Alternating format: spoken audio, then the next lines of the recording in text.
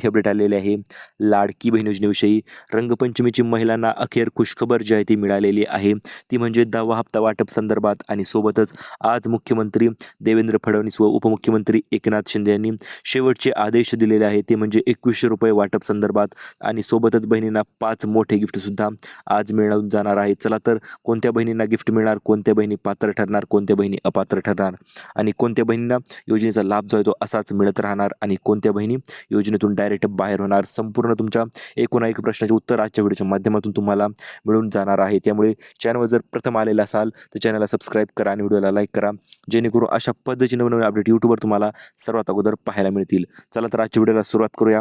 आज आहे रंगपंचमी आणि रंगपंचमी निमित्त मित्रांनो महिलांसाठी 10व्या हप्त्याची अतिशय मोठी खुशखबर जी आहे ती आलेली आहे आणि ही खुशखबर आपण यूट्यूबवर तुमच्यासाठी सर्वात अगोदर घेऊन आलेलो आहोत. आणि महत्त्वपूर्ण गोष्ट म्हणजे आज सर्व लाडक्या बहिणींना रंगपंचमी